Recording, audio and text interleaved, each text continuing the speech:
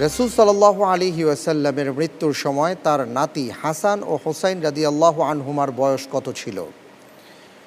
ক 10 ও 9 বছর, খ 9 ও 8 বছর, গ 8 ও 7 বছর, ঘ 6 ও 5 বছর।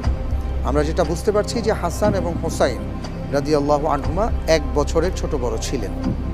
জি, তো আল্লাহ রসুল সাল্লাল্লাহু আলাইহি সাল্লাম যখন ইন্তেকাল করেছেন তখন তাদের বয়স কত ছিল?